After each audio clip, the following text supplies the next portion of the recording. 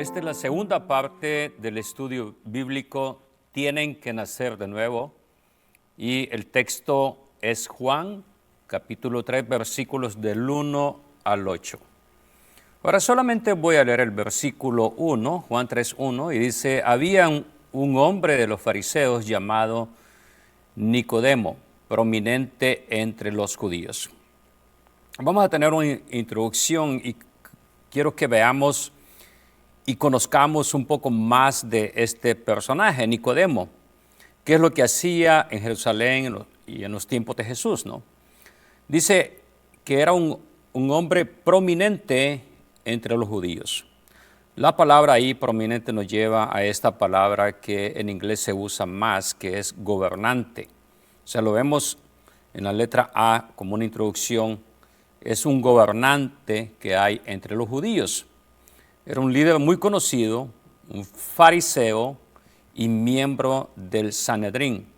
Ahora vamos a ver también esta palabra y por eso quiero como una introducción que veamos quién era Nicodemo. Nicodemo del Evangelio de Juan lo encontramos claro aquí en este capítulo, del capítulo 3, versículo 1 al 21, ¿no? Que se menciona acá, que son los textos bíblicos que vamos a estar estudiando. También se menciona en Juan 7, 45 al 52. Aquí Nicodemo aparece defendiendo a Jesús en el Sanedrín, diciendo que la ley exige escuchar antes de condenar a una persona. Ahora sus compañeros, sus colegas, ¿no?, del Sanedrín lo atacan con desprecio, sugiriendo que también él es un Galileo, una gran ofensa, ¿no?, para decirle a una persona eres Galileo en ese tiempo. También Nicodemo aparece en Juan capítulo 19, del versículo 38 al 42. Ahí se menciona que después de la crucifixión de Jesús, Nicodemo acompaña a José de Arimatea. Lleva unas 100 libras de mirra y aloes, una cantidad enorme y costosa realmente, para preparar el cuerpo de Jesús, ¿no? Con esto de veras que demuestra su valentía, su devoción al que en un momento llamó maestro. Ahora, otras menciones en la Biblia no aparecen, solamente Nicodemo está en el Evangelio de Juan por nombre. Es decir, no se menciona en Mateo, en Marcos, en Lucas o en ninguna otra parte del Nuevo Testamento. Ahora, a mí me interesó mucho saber también si uno de los historiadores pasado el tiempo de Jesús, después del tiempo de Jesús, lo mencionaba a Nicodemo, ¿no? Y estoy hablando de Flavio Josefo. Este no menciona directamente a Nicodemo. Se habla de familias sacerdotales, fariseos influyentes en Jerusalén, y de hecho él habla de un personaje parecido, quizás algunos dicen que a lo mejor es Nicodemo, él habla de Nacadimón, es un nombre griego común entre los judíos, ¿no? Pero no hay una evidencia clara de que Nicodemo, el mismo Nicodemo del Evangelio de Juan, sea mencionado por Josefo, aunque algunos dicen que sí es el mismo personaje, pero bueno, no hay una evidencia clara que sí Josefo, el historiador, lo mencione. La otra parte también que me pregunté yo es, Nicodemo es mencionado en el Talmud. El Talmud ya he hablado un poco, tal vez un día haga algún estudio sobre esto y explicar un poco más qué es, pero son los escritos que los judíos hicieron, ¿no? Vamos a decir, una colección de libros de escritos de los judíos durante el tiempo de Jesús y después del tiempo de Jesús, hasta el año 200. Ahora, existe la posibilidad que en estos escritos, conocidos como el Talmud, se mencione al mismo Nicodemo de Juan. Y de hecho muchos comentaristas están de acuerdo en que el Talmud babilónico menciona a un personaje similar a Nicodemo de Juan capítulo 3.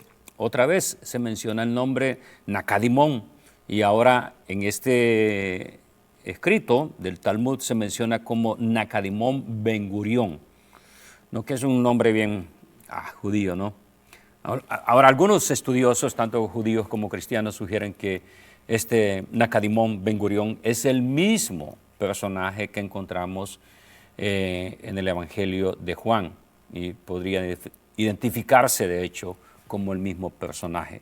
Pero no hay, en realidad, vamos a decir algo a ciencia cierta que así sea. Ahora, lo que sí sabemos que en Juan, Nicodemo, del Evangelio de Juan, Nicodemo es el fariseo que busca a Jesús, lo defiende en alguna ocasión y finalmente va y ayuda a Simón de Arimatea a preparar el cuerpo de Jesús después de la crucifixión. Ahora, sabemos esto, que Nicodemo era un fariseo, es lo que dice la Escritura, ¿no? Ahora, ¿quiénes eran los fariseos? Y vamos a ver un poco del origen de los fariseos. Este grupo surgió en el tiempo entre los dos testamentos, es decir, el Antiguo y el Nuevo Testamento. Hay más de 400 años en medio de eso que encontramos en la Biblia que dice Antiguo y Nuevo Testamento. Este grupo surge entonces, nace ahí en la época de los Macabeos. Ahora, el término, la palabra fariseo, viene del hebreo perushim, que significa los separados. Muy interesante esto, ¿no? Lo que significa fariseo, los separados. Ahora, ¿por qué se le llamaba así? Porque se separaban de lo que consideraban ellos impuro. Buscaban observar la ley con la máxima pureza posible. Y es por eso que ellos mismos desarrollan muchas costumbres y reglas adicionales a la ley. Eran un grupo laico, no necesariamente sacerdotal. Algunos podrían tener origen de Levítico, pero es decir, de la tribu de Leví y ser sacerdotes, pero no era algo que tenía que ser así.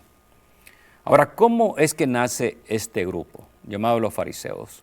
Bueno, este grupo nace como una reacción en contra de la influencia helenista, es decir, el movimiento cultural, religioso, filosófico de los griegos que había inundado todo el Imperio Romano y también todo lo que estaba controlado por ellos. Pues entonces Israel, Jerusalén, Judea estaba controlado por los romanos y estaba influenciado por esta filosofía. Y ellos nacen como una reacción en contra del control sacerdotal de los saduceos. Los saduceos, vamos a decir, eran sacerdotes, creían en Dios, pero no creían en lo sobrenatural. Era realmente, vamos a decir, pensamientos opuestos. ¿Cómo puedes creer en Dios, pero no crees en lo sobrenatural? Así que de todas las prácticas que ellos veían como algo que hacían que las personas no se les juzgara como practicantes de la ley de Moisés, ¿no? O sea, decían, este no está practicando la ley de Moisés, este no es un buen practicante, y se oponían a todo eso. Ahora, ¿quiénes eran y qué creían? Bueno, creían en la ley escrita de Moisés y la ley oral, es decir, creían en la ley escrita, el Pentateuco, y una ley oral transmitida por la tradición. La ley transmitida, estamos hablando que explicaba cómo aplicar la ley de Moisés en la vida cotidiana, ¿no? Esta tradición oral fue la base del futuro, dicen algunos, de los escritos de esto que se conoce como el Talmud. Ahora, ellos creían, bien interesante, los fariseos creían en la resurrección, en la vida futura y los milagros. El otro grupo, los saduceos, no creían en todo esto, ¿ok? Los saduceos no creían en la existencia de ángeles y espíritus, ¿no? Pero los fariseos sí creían en la existencia de ángeles, de espíritus y aún del juicio final. Entonces podemos decir que las prácticas religiosas de los fariseos se encargaban de la pureza ritual, de los diezmos, la oración, el ayuno y las ofrendas. Hicieron muchas normas adicionales, y esto es lo que Cristo critica, ¿no? Jesús critica en su tiempo, acerca de todas esas cosas adicionales que ellos hicieron con el motivo, con el deseo de que la gente pudiera cumplir exactamente lo que la ley pedía. No solamente hacían que la gente observara la ley, sino también todas aquellas cosas adicionales que ellos habían puesto como parte de que la gente cumpliera la ley a cabalidad, a exactitud, ¿no? Su papel en el tiempo de Jesús. Esto es muy interesante. Eran líderes religiosos y sociales. eran muy influyentes en la sinagoga era el lugar donde se reunían los judíos para su vida diaria espiritual y religiosa, ¿no? También encontramos que eran muy populares dentro del pueblo. En los evangelios encontramos nosotros a ellos, a este grupo de fariseos, que están frecuentemente atacando, discutiendo con Jesús. Jesús critica la hipocresía de ellos, es decir, que esperaban que la gente cumpliera con la ley y adicionalmente todas las costumbres y tradiciones y todas las reglas que ellos habían puesto o inventado, podemos decir, para que la gente pudiera cumplir la ley a exactitud. Ahora, veamos esto, no todos los fariseos fueron enemigos de Jesús, fueron contrarios a Jesús. Esto también me pareció muy interesante, porque figuras como, es decir, personajes como Nicodemo, Gamaliel en el libro de Hechos, muestran que están abiertos a ese mensaje. Algunos dicen que José de Arimatea posiblemente era otro fariseo de este grupo de piadosos que creían y eran creyentes, vamos a decir así, a escondidas. Recordemos algo muy importante también. El apóstol Pablo fue un fariseo, fue parte de este grupo. A lo mejor conoció a Nicodemo, no sabemos, pero digo, fue parte de este grupo que pertenecían los fariseos.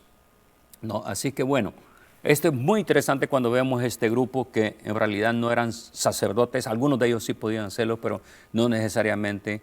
Eran un movimiento o partido religioso dentro del pueblo, dentro de la nación de Israel, que era muy popular porque era contrario a lo que el Imperio Romano quería enseñar y hacer en Israel, ¿no? Entonces podemos decir que Nicodemo gozaba de un respeto, tenía una influencia en el pueblo, como un fariseo y líder dentro de este movimiento, posiblemente era muy conocido en Jerusalén, era muy popular, siendo, dice la Escritura, y Juan lo describe así, ¿no?, como uno de los principales de este movimiento o partido político que componía este consejo o junta llamado el Sanedrín. Ahora, eso también nos lleva a otra pregunta. ¿Qué es el Sanedrín? El Sanedrín era la máxima institución judicial y religiosa del judaísmo en tiempos de Jesús.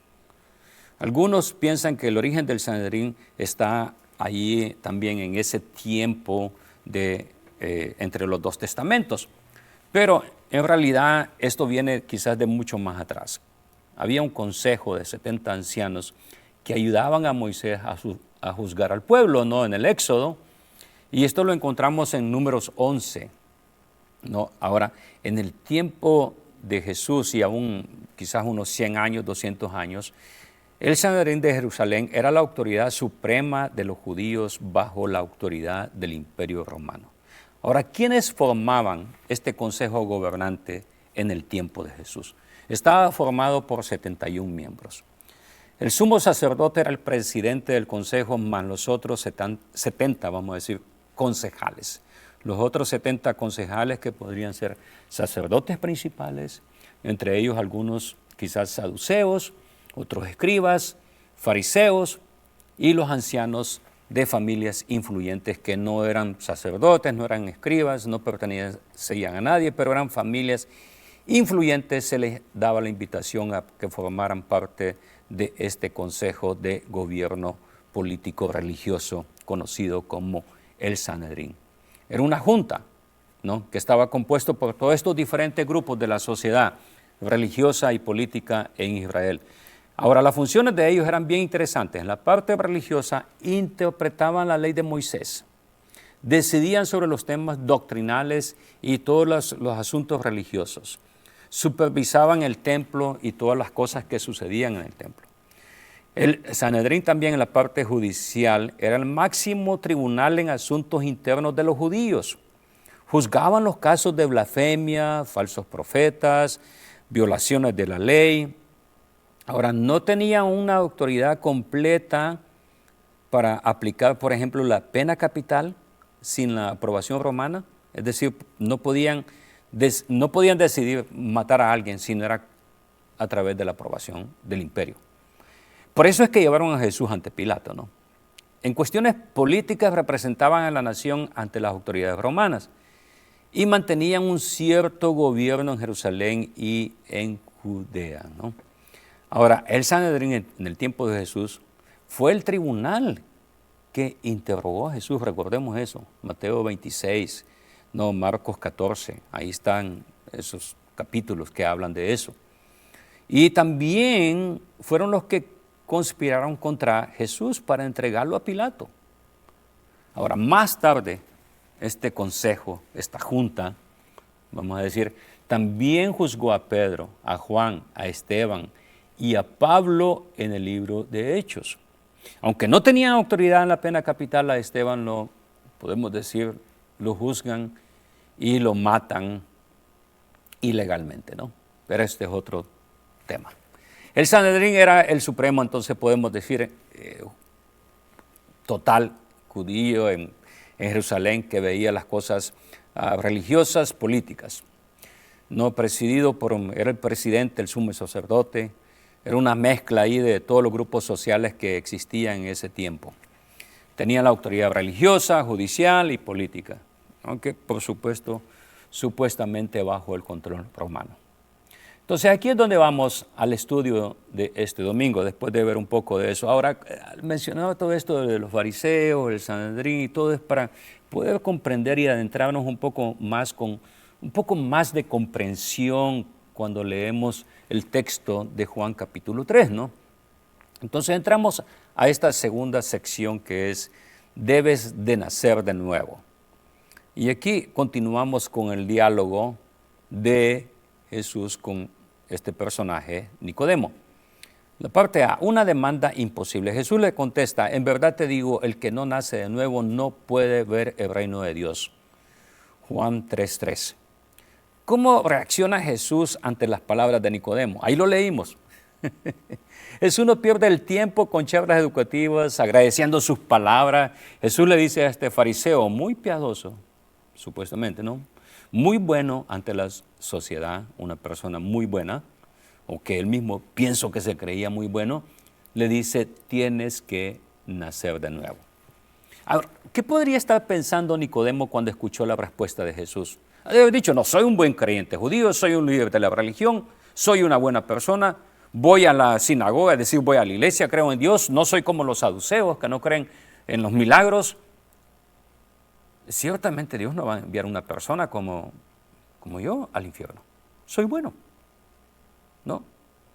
Pienso que hay muchos pensando así como Nicodemo. Y cuando escuchan, ¿es necesario que nazcas de nuevo? ¿Cómo reacciona Nicodemo? Vemos esto. Nicodemo le dijo, ¿cómo puede un hombre nacer siendo ya viejo? ¿Acaso puede entrar por segunda vez en el vientre de su madre y nacer? O sea, Jesús me está pidiendo algo aquí imposible. Es como decir aquí, ¿qué es eso? ¿Cómo puede ser esto? No entiendo tus palabras, no entiendo lo que estás diciendo. Un hombre adulto, ¿cómo puede volver otra vez al vientre de su madre y nacer de nuevo? Esto es completamente imposible, me estás pidiendo algo que haga algo que yo no puedo hacer. Es mucho más que eso. Veamos. Nuestra traducción yo sé que dice, el que no naciera de nuevo no puede ver el reino de Dios. El griego para nacer de nuevo literalmente es nacer de lo alto, nacer del cielo.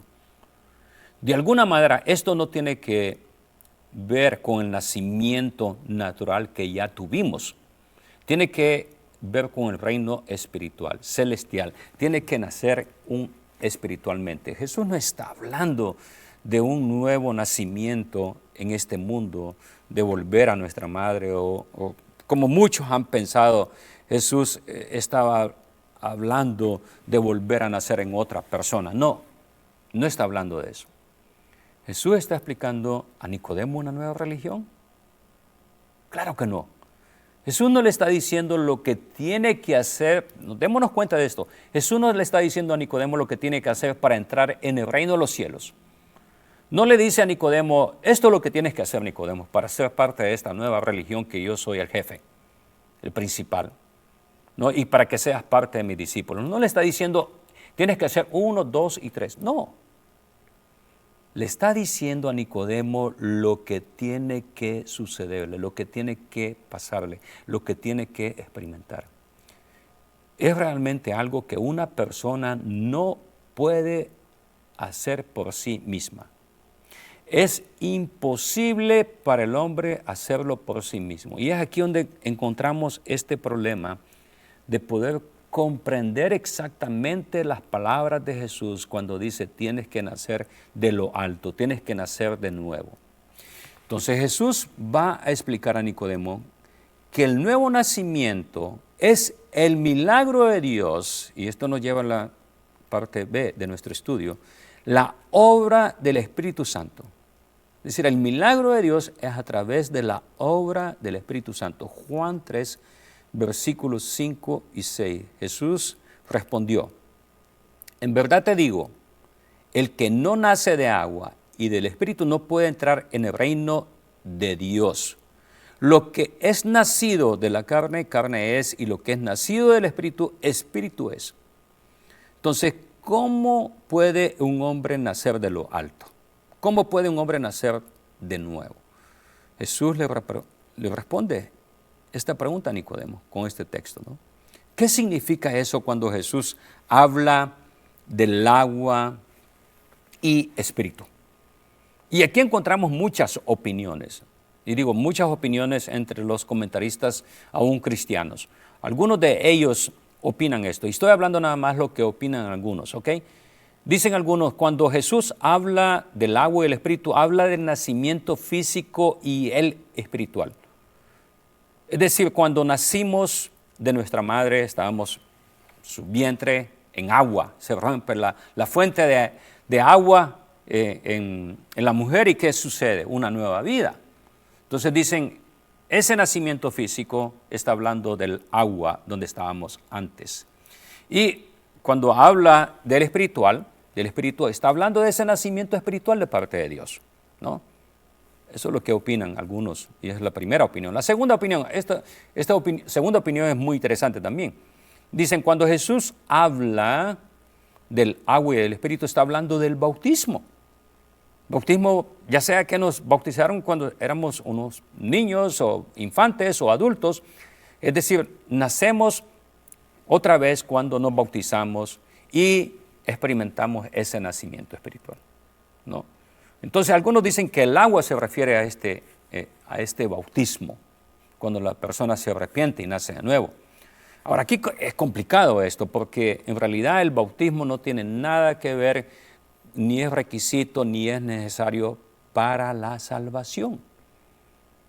El bautismo es una ordenanza, un sacramento que debemos de obedecer, pero no es un requisito para la salvación.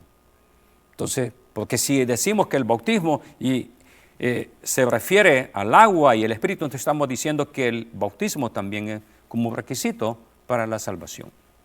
Ahora veamos bien, comparemos Juan 3 y 5. En Juan 3 dice, el que no naciere de lo alto no puede ver el reino de Dios. Estoy usando, ¿no?, la palabra que originalmente en griego, el que no naciere de nuevo, naciere de lo alto no puede ver el reino de Dios. Ahora el versículo 5 dice, el que no naciere de agua y del espíritu no puede entrar en el reino de Dios. Ahora, así que nacer del agua y del espíritu es lo mismo que nacer de lo alto, de arriba. Jesús está hablando de lo mismo, no está separando dos cosas, agua y espíritu. Está diciendo que debemos nacer de nuevo, aclarando que estamos naciendo de un milagro que viene del cielo, es decir, no es algo humano. Ahora, esto no es un invento mío. Veamos el texto que nos va a aclarar esto. ¿Cuál es el significado del agua? Veamos la imagen del agua en Ezequiel 36, 25 y 26. Y dice, esparciré agua limpia sobre ustedes y ustedes quedarán limpios de todas sus impurezas, pues los limpiaré de todos sus ídolos. Les daré un corazón nuevo y pondré en ustedes un espíritu nuevo. Les quitaré el corazón de piedra que ahora tienen y les daré un corazón sensible. ¿Se dan cuenta cómo el milagro del nuevo nacimiento aparece allí? Y el versículo 25 dice, esparciré agua. Ahí está el significado. El nacimiento de nuevo, el nuevo nacimiento es de lo alto, es una obra del Espíritu Santo. Y Jesús está refiriendo a esto exactamente que fue profetizado mucho antes de su venida en Ezequiel 36. Jesús le muestra a Nicodemo que está pensando en un nivel equivocado. Jesús está hablando acerca de este milagro del cielo, de algo espiritual. Y Nicodemo está hablando de un nacimiento normal, natural. Y Jesús le dice, tú que eres maestro, ¿cómo es que no sabes esto? Está en la Escritura, está en el Antiguo Testamento. Por eso Jesús en el versículo 6 le dice, lo que es nacido de la carne, carne es, y lo que es nacido del Espíritu, Espíritu es. Nacer de lo alto del cielo es nacer del Espíritu, es una obra de Dios. Parte C, lo que Jesús sabía. ¿Por qué le dice esto a Nicodemo? ¿Por qué Jesús, en vez de decirle a Nicodemo, wow, nunca pensé que uno de los fariseos, miembros del Sanedrín, de esa gente que me critica, fuera parte o fuera alguien que creyera lo mismo que yo? No. Jesús sabía lo que había en su corazón. En Juan 2:25, el capítulo que estudiamos ya, leemos que Jesús dice, no necesitaba que nadie diera testimonio acerca del hombre porque él mismo sabía lo que había en el hombre. Nicodemo era un hombre y Jesús sabía lo que había en él. Jesús muestra lo que sabe, en lo que dice. Jesús sabía que el hombre era carne, era un cuerpo. En otras palabras, no es más que un ser humano y no tiene ninguna parte espiritual. Cuando decimos una parte espiritual estamos hablando del Espíritu Santo. Jesús sabía que el hombre está muerto espiritualmente. Todos estamos vivos según la carne, ¿no? En virtud de haber nacido físicamente. Yo estoy vivo, estoy hablando en este momento. Algún día no lo estaré, pero ahora mismo sí. Jesús no estaba hablando de eso. El nacimiento físico no tiene nada que ver con el nacimiento espiritual. Para tener vida espiritual tenemos que nacer espiritualmente, es decir, de lo alto. Jesús sabía que un hombre que no nace de lo alto no puede entrar al reino de Dios. Este hombre simplemente es carne y la carne no puede entrar en el reino de Dios. Jesús sabía que incluso los mejores esfuerzos religiosos son inadecuados, es decir, no son suficientes para calificar a una persona para que llegue al cielo. Después de todo, recordemos, está hablando con un fariseo, un miembro del Sanedrín. Había muy pocas personas que fueran más fielmente religiosas que Nicodemo. Pero Nicodemo no estaba en el camino hacia el reino de Dios. Tenía que experimentar ese cambio espiritual. Esta es la condición de toda persona que no ha nacido de lo alto. Jesús sabe esto de todos. Él sabe lo que hay en el hombre, ¿nos damos cuenta de eso? Y nos dice, tú necesitas un nacimiento espiritual. Ahora, ¿por qué es imposible para una persona producir su propio nuevo nacimiento? Porque es una obra hecha por el Espíritu Santo. Veamos la sección 3 de nuestro estudio. Nacido del Espíritu Santo, capítulo 3, versículos 7 al 8. No te asombres que te haya dicho, tienen que nacer de nuevo, de lo alto. El viento sopla por donde quiere y oye su sonido, pero no sabes de dónde viene ni a dónde va.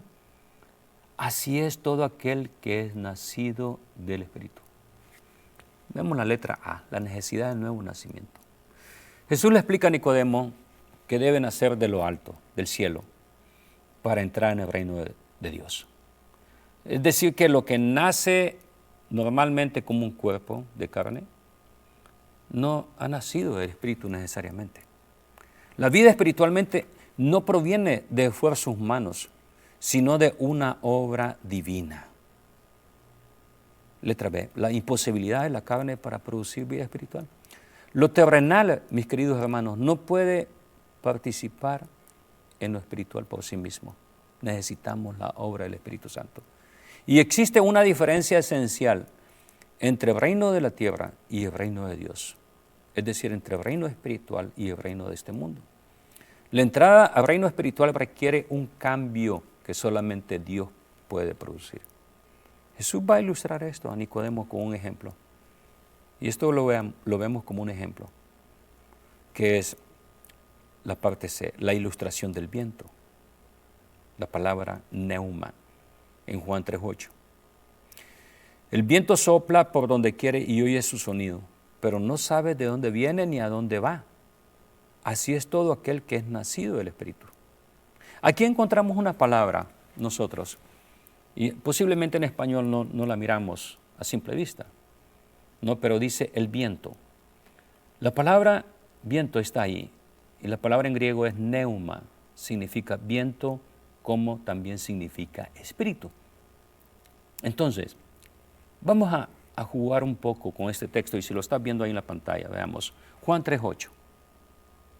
El viento, y aquí le he puesto espíritu. En Juan 3:8 dice, el viento, espíritu, sopla por donde quiere y oye su sonido, pero no sabe de dónde viene ni a dónde va. Así es todo aquel que es nacido del espíritu o viento. Le dice Nicodemo. ¿Qué le está diciendo a Nicodemo en realidad acá? Con esta ilustración, ¿qué le está diciendo a Nicodemo? Nicodemo, te hablo algo que tú no sabes, no entiendes ahora mismo. Mira, esto es como el viento. Es invisible, pero a la vez es incontrolable. Es independiente de la voluntad humana, ¿te das cuenta? No lo puedes controlar. El Espíritu Santo exactamente actúa así, de una manera soberana, moviéndose donde y como quiere. Eso le está diciendo a Nicodemo con esta ilustración. Entonces le dice a Nicodemo, tú no tienes control de todo esto, ¿eh? Tú sabes los pasos de tu religión, tú sabes los pasos que debe de dar todo aquel que quiere ingresar a tu religión, pero no sabes los pasos porque no hay para entrar al reino de los cielos. Tienes que experimentar este cambio hecho por Dios. No puedes controlar la obra de Dios y su Espíritu. ¿Por qué?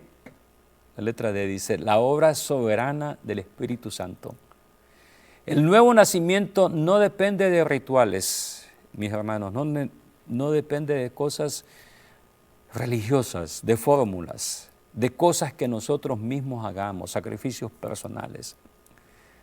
El Espíritu Santo es el que despierta el corazón, concede la fe y transforma el ser interior espiritual.